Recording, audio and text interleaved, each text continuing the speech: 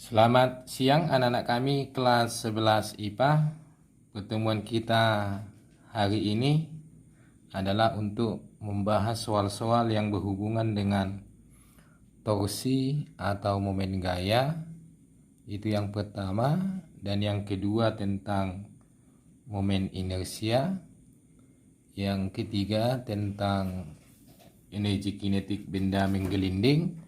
Dan yang keempat tentang dinamika rotasi. Oke, soal yang pertama. Di sini ada batang yang panjangnya AC, yaitu sepanjang 40 cm. Batang AC ini kita anggap ringan, artinya masanya tidak ada. Kalau masanya tidak ada, berarti batang AC ini tidak memiliki berat. Pada batang AC ini bekerja ada 3 buah gaya. Yang pertama, gaya yang besarnya FA, titik pangkalnya di titik A, gaya FB 20 Newton, dan gaya FC 12 Newton. Tapi gaya FC ini membentuk sudut 30 derajat. Pertanyaannya, berapakah total torsi yang dialami oleh batang AC ini akibat ketiga gaya ini, FA, FB, dan FC, jika sumbunya berada di titik A? Jadi kita jawab, kalau misalnya kita cari bahwa untuk menghasilkan torsi di titik A, torsi yang dihasilkan oleh gaya A, torsi itu adalah gaya dikali lengan. Kalau torsi yang dialami oleh batang AC akibat gaya FA, berarti lengannya adalah LA. Di sini gaya FA 10 Newton. Kita kalikan dengan lengan LA.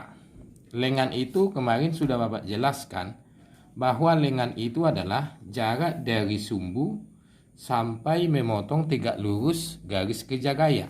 Kalau kita lihat di sini, garis kerja gaya FA adalah ini. Bisa kita naikkan ke atas, kita luruskan ke atas, atau kita luruskan ke bawah. Berarti garis kerja gaya FA itu melewati sumbu. Berarti jarak sumbu dengan garis kerja gaya tidak ada. Berarti lengan gaya FA jika sumbunya di titik A adalah 0. Berarti 10 kali 0 hasilnya 0. Artinya gaya FA tidak menghasilkan torsi kalau sumbu batang ini di titik A. Yang kedua, kita cari torsi yang dihasilkan oleh gaya B. Berarti mencari besarnya torsi berarti gaya kali lengan. Karena inilah gaya yang dihasilkan oleh B, berarti ini gaya B dikali dengan lengan LB.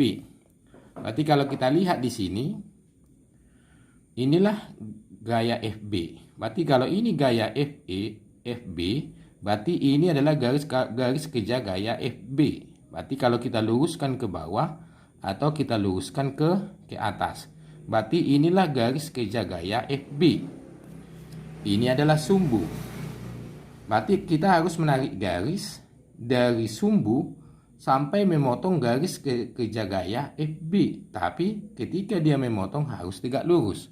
Misalnya Bapak tarikkan ke sini. Misal saya tarikkan dari sumbu A, saya tarikkan sampai memotong garis kerja gaya FB. Berarti dia memotong di sini. Tapi ketika dia memotong di sini, sudutnya ini tidak 90. Artinya ketika dia memotong garis kerja gaya FB, sudutnya itu tidak tegak lurus. Berarti lengannya tidak ini.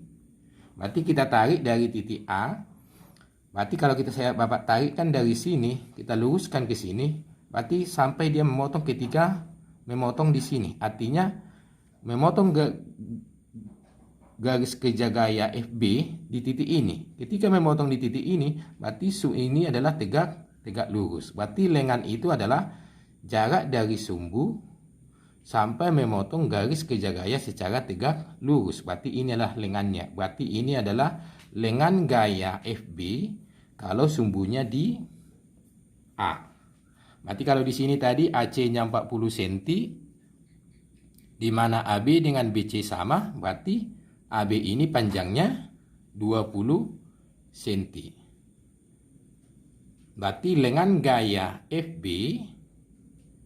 kalau sumbunya di titik A sebesar 20 cm. Berarti kita masukkan di sini gayanya berapa? 10 Newton. Lengannya 20 cm diubah ke meter berarti 0,2 meter. Berarti kalau kita kalikan berarti 2 Newton meter. Ini adalah besar torsi yang dihasilkan oleh gaya B kalau sumbunya di titik A. Berarti kalau di sini arahnya kemana? Berarti kalau ini ditarik ke bawah, kalau ini batang ini ditarik ke bawah, pasti nanti batang ini akan berputar searah dengan jarum jam. Searah dengan jarum jam. Di sini Bapak misalkan kalau arah torsinya searah jarum jam, saya misalkan positif, berarti torsinya ini adalah positif 2 Newton meter. Selanjutnya, kita mencari torsi yang dihasilkan oleh gaya C kalau sumbunya di titik A. Kalau kita lihat, ini adalah gaya FC. Kalau ini gaya FC, berarti garis kerja gayanya yang mana? Garis kerja gayanya bisa kamu luruskan ini ke atas, seperti ini. Bisa kamu luruskan atau ke bawah. Berarti untuk menentukan lengannya, tarik garis dari sumbu sampai memotong garis kerja gaya secara tegak lurus. Berarti kalau misalnya Bapak tarikkan dari sini, saya tarikkan terus garis sampai ke titik ini. Pasti dia memotong di titik ini. Tapi ketika dia memotong garis kerja gaya FC di sini, ini tidak tegak lurus. Berarti tidak ini lengannya. Berarti kita tarikkan kemana? Berarti tarik dari sini, tarik dia sampai ke atas sampai memotong garis kerja gaya. Ketika dia memotong garis kerja gaya di titik ini, maka di sini adalah pas ketika dia memotong tegak lurus. Berarti jarak dari sumbu sampai ke titik yang memotong garis kerja gaya secara tegak lurus. Berarti inilah yang disebut dengan torsi gaya FC kalau lengannya kalau sumbunya di titik A. Berarti kalau gambar ini saya misalkan ini titik D. Kalau saya gambarkan di sini seperti ini gambarnya. Ini tegak lurus. Berarti ini tadi lurusnya gini. Berarti ini tadi tegak lurus. Berarti ini tadi titik A, ini titik D, ini titik C. Berarti ini adalah lengannya tadi, LC. Berarti ini adalah segitiga siku. Berarti ini adalah sudutnya 30 derajat. Kalau di matematika kita lihat berarti AC ini tadi, ini AC panjangnya 40 cm. Berarti AC-nya ini menjadi sisi miring. Kalau ini sudutnya, berarti AB ini adalah sisi di depan sudut. Kalau di matematika, sisi di depan sudut LC dibagi dengan sisi miring, berarti ini yang disebut dengan sinus. Sinus dari sudut berapa? 30 derajat. Berarti kita carikan di sini LC per 40 cm, sinus 30 berarti setengah. Berarti kalau kita kali silang, berarti 2 kali LC sama dengan 40 cm. Ini. Berarti LC sama dengan 40 dibagi 2. Hasilnya adalah 20 cm. Atau diubah ke meter 0,2 meter. Berarti lengan LC ya. Lengan gaya C kalau sumbunya di A berarti 20 cm. Berarti mencari besar torsinya, torsi yang dihasilkan oleh gaya C.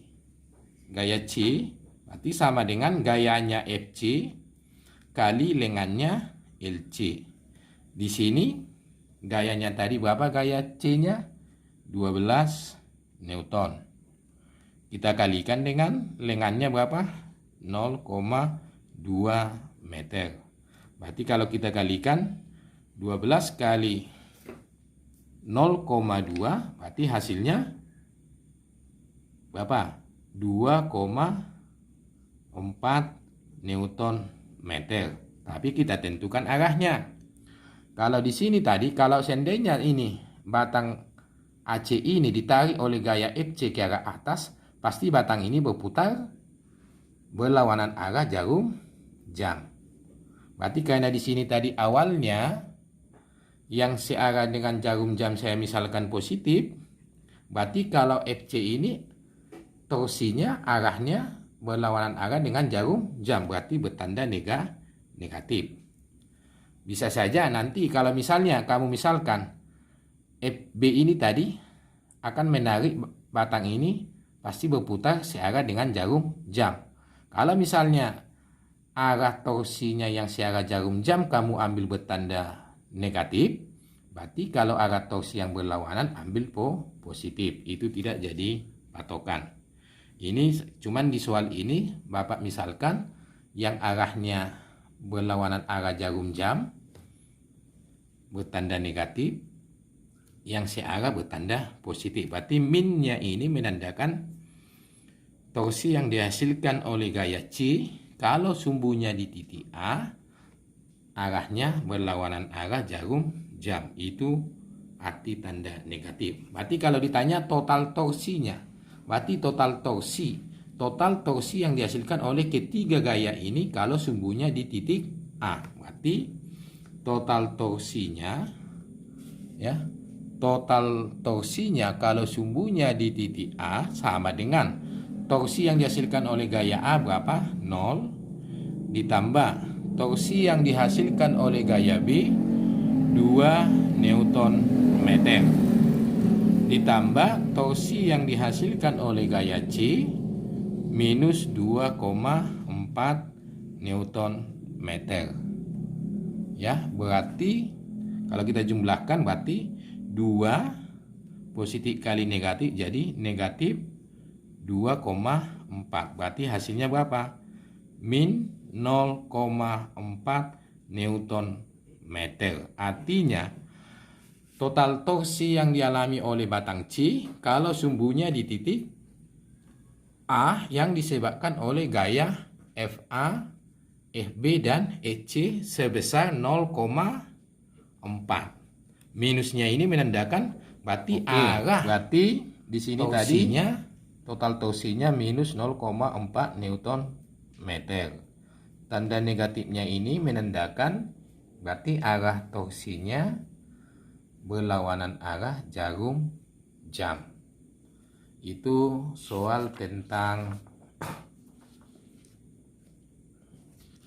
torsi atau momen gaya. Soal yang kedua kita belajar tentang momen inersia. Di soal ini ada 4 buah partikel, gambarnya seperti ini. Dihubungkan dengan batang kaku ringan, ini batang kaku ringan, berarti dianggap masanya ini tidak ada. Terus lagi yang menjadi pertanyaan, berapakah momen inersia yang disebabkan oleh keempat benda ini kalau kita ambil sumbunya di titik AA aksen. Berarti kalau sumbunya di sini. Berapakah momen inersia yang disebabkan oleh keempat benda ini, tapi benda ini dianggap sebagai partikel. Partikel artinya benda itu dianggap sebagai titik atau volumenya diabaikan. Ingat, di pertemuan sebelumnya, kalau benda itu dianggap sebagai partikel, maka mencari momen inersianya adalah massa kali R pangkat 2. R ini berarti jarak dari benda ke sumbu. Oke, kita mencari kalau sumbunya di AA aksen. Kita cari berapa momen inersia yang disebabkan oleh massa benda yang bermassa M ini. Berarti kalau kita cari, kita anggap benda bermassa M ini, anggap dulu bendanya M1. Ini kita anggap M2. Benda yang ini kita anggap massanya M3. Ini kita anggap massa M4. Berarti kita cari. Berarti momen inersia yang disebabkan oleh benda 1 sama dengan massanya M1 kali jaraknya R1 di pangkat 2. Berarti kalau massanya berapa? M kali R-nya ini berarti jarak dari benda M1 ke sumbu. Ini sumbunya. Berarti benda yang massanya M1 berada di sumbu. Berarti kalau berada di sumbu, berarti jarak benda M1 ke sumbu sama dengan 0. Berarti R1-nya 0. 0 di pangkat 2, 0. Berarti hasilnya 0. Artinya, benda yang massanya M1 tidak menghasilkan momen inersia kalau sumbunya di titik A. Berarti kalau momen inersia yang dihasilkan oleh benda yang bermassa M1 kalau sumbunya di AA aksen tidak ada atau sama dengan 0. Sekarang kita cari momen inersia yang disebabkan oleh benda 2. Berarti benda 2 ini. Berarti massanya berapa? Benda 2 kali jaraknya kita anggap R2 pangkat 2. Berarti benda 2 massanya berapa? 2M kali jaraknya benda ini ke sumbu A aksen. Berarti jaraknya ini. Kalau kita misalkan jaraknya ini B, ini B, ini B. Berarti jarak benda ini ke sumbunya ini adalah B. Berarti ini adalah B pangkat 2. Berarti hasilnya 2MB kuadrat yang dihasilkan oleh momen inersia yang dihasilkan oleh M2 kalau sumbunya A aksen. Oke, kita cari momen inersia yang disebabkan oleh benda 3 kalau sumbunya A aksen. Massanya berapa? Massanya M kali jaraknya berapa? Jaraknya dari sumbu ke benda 3 berarti B tambah B. Berarti 2B. Ini di pangkat 2. Berarti hasilnya 2B kuadrat berarti 4B kuadrat. Berarti hasilnya menjadi 4MB kuadrat. Kalau bendanya ini M3 M4 M4 berarti momen inersianya sama dengan massanya berapa? 3M kali jarak benda ini ke sumbu AA aksen berarti B berarti 3B dikuadratkan. Berarti 3B kuadrat hasilnya 9B kuadrat. Berarti 9B kuadrat kali 3M. Berarti hasilnya menjadi 27MB kuadrat. Berarti mencari totalnya, kalau momen inersia ini termasuk besaran skalar, tidak ada arah. Berarti totalnya jumlahkan. Yang disebabkan oleh M1, 0. Yang disebabkan oleh benda 2, 2MB kuadrat. Yang disebabkan oleh 3 berarti 4MB kuadrat. Ini 27MB kuadrat. Berarti kalau kita jumlahkan 2 tambah 4 6 tambah 27. Berarti 27 tambah 6 hasilnya 33MB kuadrat. Itu kalau sumbunya A aksen. A aksen. Itu kalau sumbunya A aksen. Sekarang kita cari yang B kalau sumbunya BB aksen. Berarti kalau sumbunya BB aksen, ini sumbunya sekarang ini. Berarti kita cari yang momen inersia yang disebabkan oleh benda 1. Ini benda satunya. Berarti benda 1 ini massanya berapa? M. Kali jaraknya ke sumbu berapa? B tambah B, berarti ini 2B. jaraknya tapi dikuadratkan. Berarti 2B kuadrat hasilnya 4B kuadrat kali M, berarti hasilnya 4MB kuadrat. Momen inersia yang dihasilkan oleh benda 2, kalau sumbunya BB aksen ini, sumbunya, berarti bendanya ini. Berarti bendanya tadi masanya berapa? 2M. Jarak benda ini ke sumbunya berapa? B. Ini B ya, B. Berarti ini menjadi B kuadrat. Berarti hasilnya 2MB kuadrat.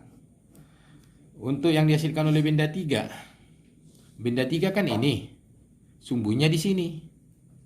Berarti jarak benda ke sumbu 0. Berarti masanya berapa? M kali jaraknya 0 kuadrat. Berarti hasilnya 0. Oke, yang 4. Ini bendanya, ini bendanya. Ini sumbunya. Oke. Massa bendanya berapa? Massa bendanya 3M.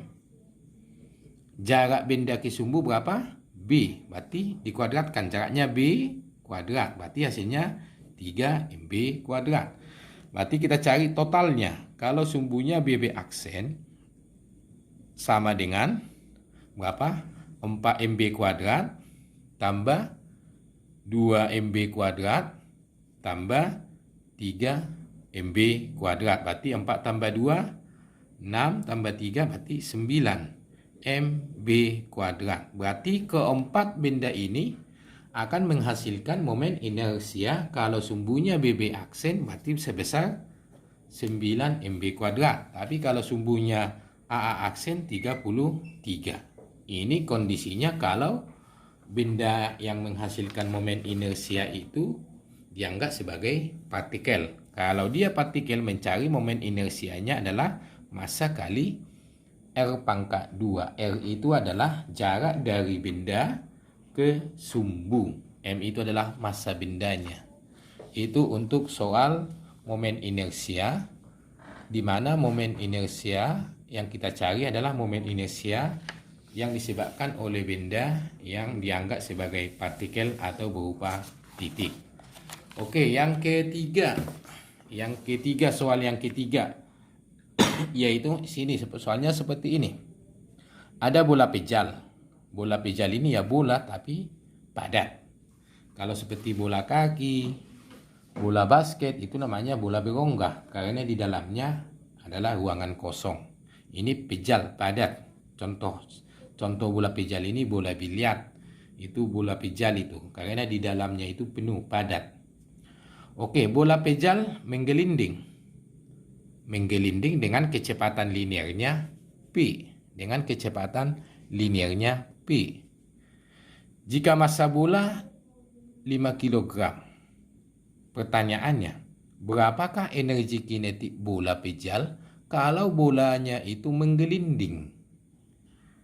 Oke, kita pahami yang pertama. Menggelinding itu artinya apa? Menggelinding itu adalah benda yang melakukan dua gerakan sekaligus, yaitu translasi dan rotasi. Itu arti menggelinding. Kalau misalnya ada mobil lagi berjalan, kamu amati rodanya, itu menggelinding namanya.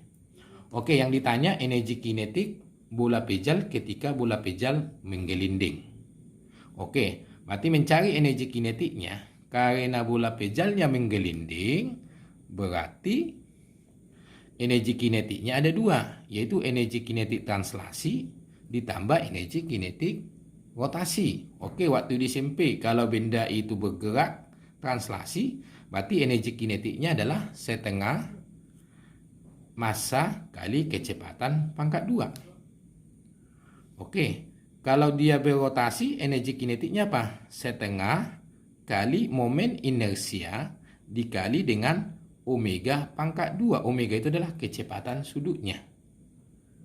Oke, baru kita jumlahkan di sini. Berarti ini setengah massa kali kecepatan pangkat 2 ditambah setengah kali kita cari momen inersia bola pejal. Kemarin udah ada Bapak buat beberapa contoh. Kalau bendanya tidak partikel atau benda tegar, maka mencari momen inersianya sudah menggunakan ketentuan-ketentuan tertentu. Kalau bola pejal, coba dilihat buku paketnya. Kalau bola pejal, mencari momen inersianya adalah setengah kali massa kali jari-jari pangkat 2 kalau bola pejal, kali omega kecepatan sudut. Ingat, kecepatan linear itu sama dengan kecepatan sudut dikali jari-jari lintasan. Berarti kecepatan sudut itu sama dengan kecepatan linear dibagi dengan R. Berarti boleh kita ganti omega ini, kecepatan sudut ini, dengan kecepatan dibagi jari-jari di pangkat 2. Ini pangkat 2. Berarti kalau kita hitungkan di sini, berarti kita lanjutkan ini ke sini. Berarti ini menjadi setengah massa kali kecepatan kuadrat. Itu tadi eka-nya, eka translasinya. Baru lagi ditambah, kita tinggalkan ini. Berarti ini setengah kali setengah, berarti 1/4. Oh ya, sorry. Di sini tadi kalau bola pejal, ini Bapak lupa sedikit. Kalau bola pejal, momen inersianya itu bukan setengah, tapi 2/5 ya. Sorry, 2/5 mR pangkat 2. Berarti kalau setengah kali 2/5, berarti hasilnya ini 2/10 ya. 2/10. Berarti 2/10 mR pangkat 2 kali kecepatan pangkat 2 per R pangkat 2. Ini kita kuadratkan. Berarti jari-jari ini kuadrat dengan ini kuadrat, kita matikan. Berarti mencari eka bola itu ketika menggelinding, setengah MP kuadrat ditambah 2/10 itu bisa kita ganti menjadi 1/5. Ini sudah mati, ini sudah mati. Berarti tinggal M kali kecepatan pangkat 2. Oke, berarti kita dapatkan ini karena ini setengah, ini 1/5, bisa kita samakan penyebutnya ke 10. Berarti ini menjadi 5/10 MP kuadrat ditambah 1/5 ini menjadi 2/10 MP kuadrat. Berarti kalau sudah sama penyebutnya, berarti tinggal jumlah pembilang. 5 tambah 2 berarti 7 MP kuadrat. MP kuadrat. Ini mencari energi kinetik bola kalau bolanya menggelinding. Tapi di sini tadi kasih tahu masanya 5 kg. Berarti kalau kita ganti M-nya ini menjadi 5 kg, berarti 7 kali 5. Berarti 35/10. 35/10 MP pangkat 2. Itulah ekanya. Sekali lagi Bapak tekankan, eka kalau menggelinding berarti melakukan dua gerakan sekaligus. Cari eka translasinya setengah MP kuadrat. Cari eka rotasinya setengah I momen inersia kali kecepatan sudut di pangkat 2 omega. Cari ekanya, translasi, cari eka rotasi, jumlahkan. Itulah hasilnya. Menggelinding artinya melakukan dua gerakan sekaligus, yaitu translasi dan rotasi. Yang berikutnya, soal yang keempat tentang dinamika rotasi. Di sini ada sebuah katrol. Katrol ini kita anggap silinder pejal. Massa katrolnya M besar, yaitu 2M kecil. Pada katrol ini menggunakan tali dihubungkan kepada dua beban. Beban yang ini massanya M1, beban yang ini massanya M2. Ya, M1 kita massanya sebesar M kecil, M2 sebesar 3M kecil, digantung. Nah, terus lagi ketika itu kita gantungkan pada katrol, maka kita lepaskan, maka nanti benda ini akan turun ke bawah. Ini akan naik ke atas benda satu karena lebih ringan dan katrolnya berputar. Yang menjadi pertanyaan, berapakah percepatan linear yang dialami oleh benda satu dan benda dua? Di sini kita harus analisis satu-satu. Kalau misalnya kita lihat benda yang satu ini, Ini benda 1. Ya, masanya M1. Ini masanya M2. Mana lebih ringan, masanya M1 atau M2? Kalau di sini M1-nya masanya M, ini 3M. Berarti lebih berat yang M2 dibandingkan dengan M1. Berarti kalau kita gantungkan ini, pasti benda M1 ini akan naik ke atas. Benda yang 2 ini akan turun ke bawah. Benda 2 ini akan turun ke bawah. Benda yang atas ini akan naik ke atas. Katrolnya ini berarti akan berputar seperti ini. Katrol berotasi. Benda 1 melakukan gerak translasi ke atas. Benda 2 melakukan gerak translasi ke bawah. Katrol berotasi. Oke, kalau kita lihat benda 1, ini digantung pakai tali.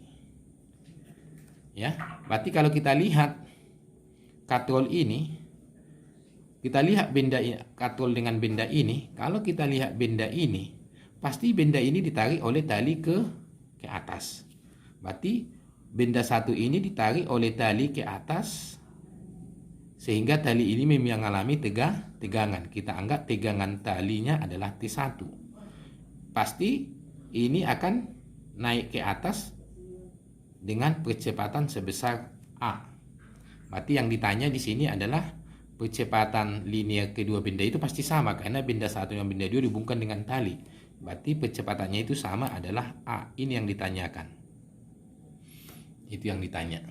Oke, kalau kita lihat benda 1 ini, berarti benda 1 ini akan ditarik oleh tali ke atas. Tapi benda 1 ini memiliki massa. Kalau benda memiliki massa, berarti ada beratnya. Berarti berat itu selalu menuju ke pusat bumi. Berarti benda 1 ini akan ada beratnya ke bawah. Berat itu adalah massanya kali gravitasi. Massa M1-nya berapa? M. Kali gravitasinya berapa? G. Berarti ini menjadi mg. Mg. Ya, mg. Berarti benda ini kan naik ke atas. Berarti melakukan gerak translasi dengan percepatan sebesar A. Kalau benda melakukan gerak translasi dengan percepatan sebesar A, berarti menggunakan hukum kedua Newton. Hukum kedua Newton adalah sigma F sama dengan M kali A. Coba kamu lihat di sini, yang searah dengan percepatannya adalah T1. Yang berlawanan arah dengan percepatannya adalah mg. Berarti mg ini memperlambat, T1-nya ini mempercepat. Karena T1-nya mempercepat, berarti T1-nya positif, mg-nya negatif. Berarti kalau kita masukkan ke sigma F-nya, berarti T1 dikurang mg sama dengan massa bendanya M1 tadi apa? M. Berarti M kali A. Berarti kita dapatkan di sini T1 sama dengan MA minus kita pindahkan menjadi tambah mg. Ini dapat persamaan dari benda 1. Kalau kita lihat benda 2, ini benda 2-nya. Benda 2-nya ini akan turun ke bawah.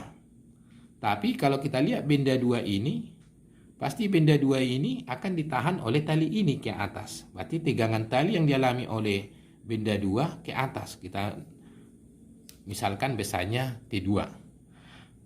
M2 memiliki massa. Berarti ada gravitasi. Berarti M2 ini ada beratnya. Pasti beratnya selalu menuju ke pusat bumi. Massa M2 berapa? 3M. Berarti kalau massanya 3M, berarti beratnya massa kali gravitasinya. Berarti 3M kali gravitasi. G. Berarti beratnya menjadi 3mg. Tapi kalau kita lihat, benda 2 ini mengalami percepatan arahnya ke bawah. Berarti benda 2 melakukan gerak translasi arahnya ke bawah dengan percepatan A. Berarti karena dia translasi menggunakan hukum kedua Newton, yaitu sigma F sama dengan M kali A. Berarti sigma F-nya mana yang searah dengan A-nya? Yaitu mg beratnya, 3mg. Yang melawan adalah T2. Berarti kalau kita masukkan total gaya yang bekerja pada M2, ini yang positif, ini yang negatif. Berarti kita masukkan di sini menjadi 3mg dikurang T2 sama dengan M kali A. M-nya ini M mana? Ya M2. M2-nya berapa tadi? 3M. Berarti ini menjadi 3MA. Berarti kalau kita dapatkan di sini, berarti ini menjadi 3mg. Kalau kita pindahkan ini ke sini, dikurang 3MA. Pindahkan ini minus ke sini, jadi T2. Ini adalah benda 2. Oke, kita lihat katrol. Ini katrolnya, kita gambar. Pasti kalau kita amati katrol ini, pasti katrol ini akan ditarik oleh tali yang ini ke bawah. Itu sebesar T1. Yang ini. Dan katrol ini akan ditarik tali yang ini ke bawah sini juga, yaitu sebesar T2. Berarti pada katrol ini bekerja dua gaya, yaitu T1 dan T2. Tapi secara sistem, katrolnya berputar kemana? Ke sini. Berarti katrol ini berputar ke sini. Karena katrolnya berputar, berarti kita menggunakan persamaan total torsi sama dengan momen inersia kali percepatan sudut. Ingat, percepatan sudut itu sama dengan percepatan dibagi dengan jari-jari. Ya, berarti kalau ini kita substitusikan ke sini, berarti total torsi sama dengan I kali percepatan dibagi dengan jari-jari. Berarti di sini katrol ini mengalami dua torsi. Kenapa? Karena pada katrol ini bekerja dua gaya, yaitu F1 dan F2. Berarti karena T1 dan T2. Karena T1 ini arahnya ke sini, pasti torsi yang dihasilkan oleh T1 ini pasti memaksa katrol ini berputar ke sini. Tapi torsi yang dihasilkan oleh T2 memaksa katrol ini berputar ke sini. Berarti karena katrol ini mengalami dua gaya, berarti katrol ini mengalami dua torsi. Kita cari torsi yang dihasilkan oleh T1. Berarti kita anggap T1, tau 1. Berarti ini sama dengan gayanya T1. Kita anggap lengannya L1. Berarti kalau kita lihat di sini, berarti ini. Kalau kita lihat, kalau ini T1-nya, berarti inilah garis kerja gaya T1. Pasti katrol ini berputar, pasti sumbunya di sini. Berarti tarik garis dari sumbu sampai memotong tegak lurus garis kerja gaya. Berarti pasti dia memotong di titik ini secara tegak lurus. Berarti jarak dari sini ke sini sama dengan jari-jari katrol. Di sini tadi jari-jari katrol kita misalkan R. Ya, berarti lengannya ini kita ganti dengan R. Gayanya T1, lengannya R. Berarti T1R. Ini torsi yang dihasilkan oleh T1. Kita mencari torsi yang dihasilkan oleh T2. Berarti itu kita misalkan tau 2. Berarti tau 2 sama dengan gayanya T2, lengannya L2. Berarti kalau kita lihat, inilah garis kerja gaya F2. Berarti ini sumbu. Kalau kita tarik garis dari sumbu sampai memotong tegak lurus garis kerja gaya T2, berarti di titik ini. Berarti jarak dari sumbu sampai memotong tegak lurus, ini yang disebut dengan lengannya. Berarti untuk T2, berarti inilah lengannya. Berarti ini sama dengan R. Berarti ini kita ganti dengan R. Berarti hasilnya adalah T2 kali R. Tapi kalau kita lihat secara sistem, katrolnya mutar ke sini. Oke, berarti kita masukkan. Ini katrolnya berotasi. Kalau katrolnya berotasi, berarti menggunakan persamaan total torsi sigma tau sama dengan I kali alfa. Berarti kalau kita masukkan tadi, alfanya ganti A per R. Kita lihat yang memaksa katrol mutar ke sini tadi T2. Berarti torsi yang dihasilkan oleh T2 kita buat positif. Berarti ini menjadi T2 kali R dikurangi torsi yang dihasilkan oleh T1 menjadi negatif. Berarti dikurang T1 kali R. Berarti sama dengan I kali A per R. Berarti kalau kita hitungkan di sini, berarti T2 kurang T1 ini kali R sama dengan I kali A per R. Ini kita dapatkan persamaan untuk katrol. Nanti kalau kita lanjutkan tadi, dapat di sini katrolnya tadi ini, berarti T2 kurang T1 sama dengan R. Sama ini apa? kali R ya, kali R sama dengan I, momen inersia silinder. Kalau silinder, mencari momen inersianya adalah setengah mR kuadrat kali dengan A per R. Berarti R yang ini mati dengan ini, R yang ini kita matikan dengan ini, sehingga dapatlah T2 kurang T1 sama dengan setengah kali M kali A. Ini M-nya adalah massa katrol. Massa katrolnya tadi berapa di sini? 2M. Berarti kita ganti ini menjadi 2M. Berarti ini menjadi setengah kali 2M kali A. Berarti dapatlah T2 kurang T1 sama dengan, ini mati tinggal menjadi M kali A. Inilah persamaan dari katrol karena berotasi. Oke, di sini tadi T1-nya berapa? T1-nya di sini tadi MA tambah MG. Kita ganti ke sini. T2-nya 3MG dikurang 3MA. Nanti kita substitusi ini ke sini. Berarti menjadi 3MG ya dikurang 3MA itu T2 dikurang T1-nya berapa? T1-nya tadi sini MA ditambah MG. MA tambah MG. Berarti sama dengan M kali A. Maka kita dapatkan ini 3MG dikurang 3MA. Ini kalikan ke sini kurang MA kurang MG sama dengan MA. Berarti kita samakan yang sejenis. Berarti ini MG, ini MG. 3MG dikurang MG hasilnya 2MG. Min 3MA dikurang min MA hasilnya min 4MA sama dengan MA. Mudah? Ini kita tekan, berarti 2MG sama dengan ini. Kita pindahkan melewati sama dengan. Berarti menjadi MA ditambah 4MA. Berarti 2MG sama dengan, jumlahkan 5MA. Ya. Berarti yang ditanya tadi A-nya berapa? Tapi MG-nya dengan MG-nya ini mati karena ini perkalian. Berarti dapatlah 2G per 5 sama dengan A. Atau A sama dengan 2G per 5. Oke, berarti dapatlah tadi percepatannya sama dengan 2G per 5A. Berarti dapat kita simpulkan kalau seperti ini tadi bendanya. Benda karena ini lebih ringan, ini naik ke atas, ini turun ke bawah. Tapi karena dihubungkan dengan tali dan katrolnya berputar, maka percepatan benda 1 dan percepatan benda 2 sama besarnya, yaitu sebesar 2 per 5 2G per 5. Oke, demikianlah pertemuan kita hari ini membahas tentang 4 soal.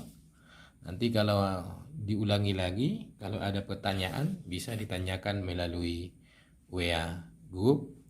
Sekian dan terima kasih. Jaga kesehatan selalu.